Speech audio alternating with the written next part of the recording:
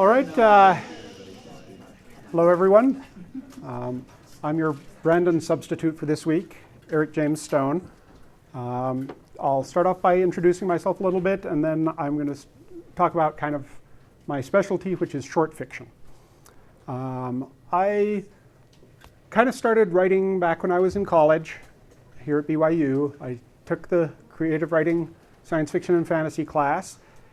And then after submitting a couple of things to a couple of magazines and getting rejected, I decided, oh, I guess I'm no good at this. And so I quit writing for 10 years. Don't do that, okay? Not a good career move for your writing career. Eventually, I got back into writing. And while I was working on an epic fantasy, my creative writing teacher, I was taking a class through a community education. My creative writing teacher said, have you thought about submitting short stories to get your name out there while you're working on your novel? And I thought, hey, that's not a bad idea. And so I ended up submitting some stories, some places, and I got rejections, and then I got an acceptance, which was as a published finalist in the Writers of the Future contest. And then I won the Writers of the Future contest. Well, took second place one quarter, but all of the people who are first, second, or third in a quarter end up going to the awards ceremony, getting a nice little award. So yeah, I'm a winner. And then kept working at it. This is my brag shelf here with anthologies and magazines that my stories have appeared in. I've got 30 some odd stories in print now.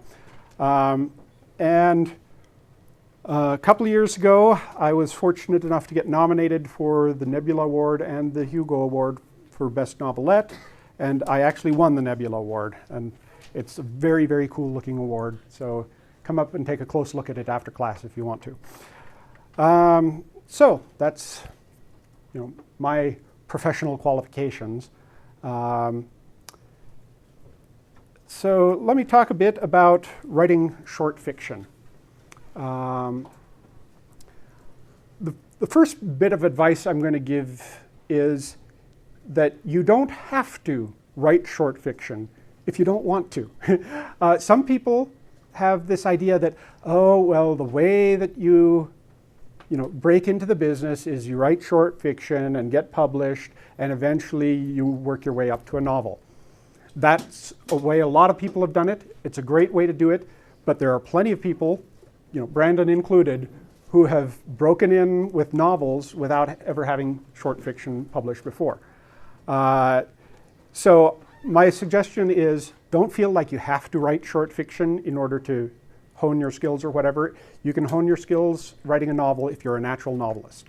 Now, if you're like me and you're a natural short story writer, then feel free to write short stories. Or if you want to try it out just as an experiment, feel free. But don't feel like you have to write short fiction. Now, if you want to write short fiction, read short fiction. By reading short fiction, you will get a feel for how short fiction is paced, for the kinds of things you can do in a short story, and how it's different from what you can do in a novel. A lot of people setting out to write a short story find that it just expands out of control and turns into a novel because they're not used to the way short fiction is paced and used to the strictures of short fiction. So, if you're going to read short fiction, what should you read? Well, there are a number of, there are basically three major magazines that are print magazines, although they're now available electronically as well. But those are Analog Science Fiction and Fact, which is kind of the hard science fiction magazine, the kind that engineers write. I've been published in Analog a number of times, and my science background is that I majored in political science. So yeah, it doesn't mean you have to have a degree in engineering in order to write for analog, but it helps. The second is Asimov's science fiction magazine. Asimov's is a little more literary focused. It tends to get a lot of award nominations. And so someone, I can't remember who said that the basic difference between an analog story and an Asimov story is in an analog story is about how people use science to solve a problem. And an Asimov story is how people deal with problems caused by science. And so there's a different focus between those magazines. And the third is the Magazine of Fantasy and Science Fiction, which is even more literary than Asimov's, but publishes a wide range of both science fiction and fantasy. And then there are various online venues, and the one I would recommend most, actually, is Daily Science Fiction, which is at dailysciencefiction.com. Each day of the week, they email out a short story. 4 days of the week, it's pretty much a flash fiction piece of only about 1,000 words or less. And then on Fridays, they have a longer piece. Another one I would recommend is one where, full disclosure, I am an assistant editor. It's Orson Scott Card's Intergalactic Medicine Show. And they publish a wide range of science fiction and fantasy. Our focus tends to be on just good storytelling. Let's see. What was the last one again?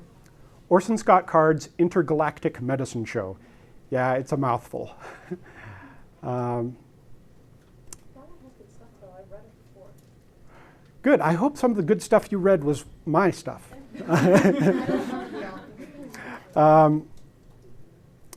And then